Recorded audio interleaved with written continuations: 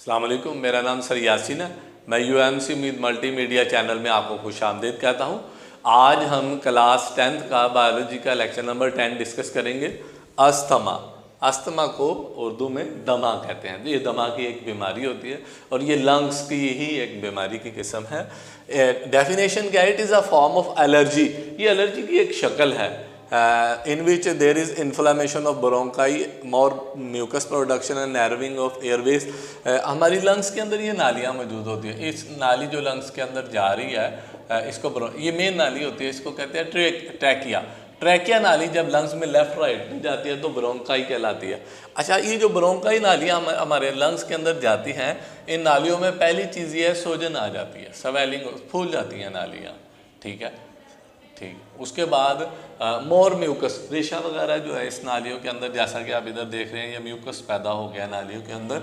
And नर्विंग of Airways, automatically जब mucus आएगा तो इनका सुराख नालियों का जो है वो छोटा। ये तीन चीज़ें हो जाती हैं।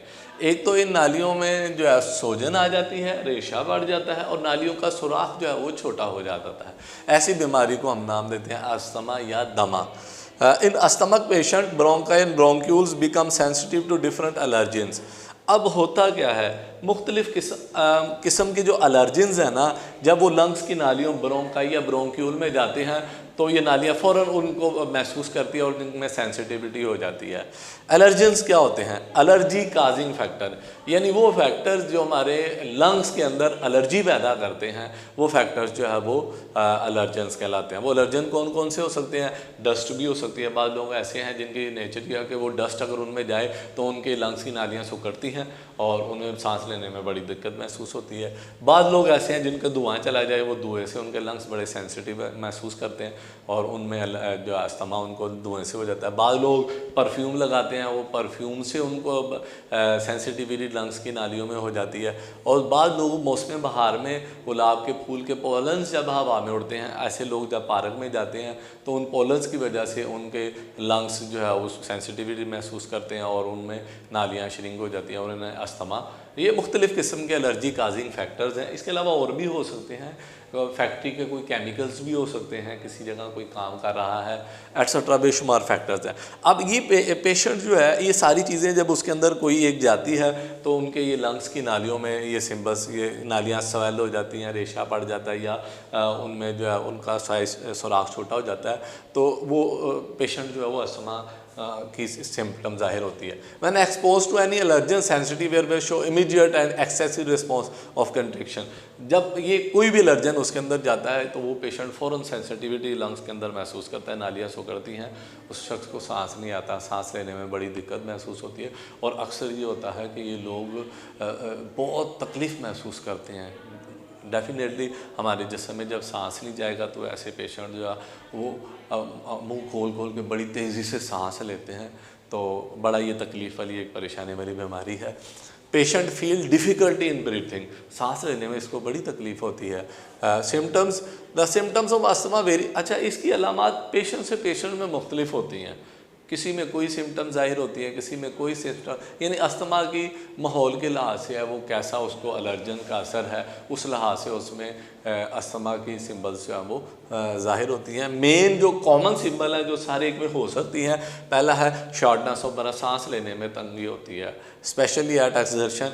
बाद लोगों में ऐसा है जैसे वो कोई स्प्रे लगाया उन्होंने, जैसे अक्सर लेडीज़ ब्यूटिशियन है तो वो स्प्रे से उनको एलर्जी हो जाती है। जैसे ही हल्का स्प्रे सांस के ज़रिए उनके अंदर गया तो एक्सर्शन हुई, दबाव बढ़ा, उनको महसूस तकलीफ में।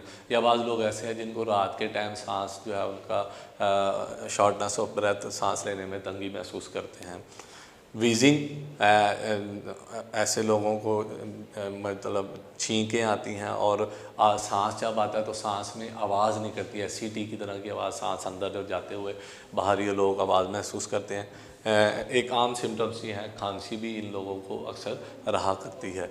चेस्ट टाइटनेस, ऐसा लगता है कि सीने पे कोई दबाव पड़ा हुआ है, प्रेशर लगा हुआ है कि सीना दबा हुआ है इस शख्स का। चेस्ट टाइटनेस ये लोग एक कॉमन सी सिम्टम्स हैं। इसके अलावा सिम्टम्स चेंज भी होती रहती हैं पेशेंट टू पेशेंट के अंदर। इलाज क्या है? The chemicals which dilate to bronchi. अच्छा, वो केमिकल मेडिसिन में दे देते हैं कि ये जो नालियाँ, इन लोगों की नालियाँ सुकड़ी हैं, वो सारी नालियाँ डायलेट खुल जाएं।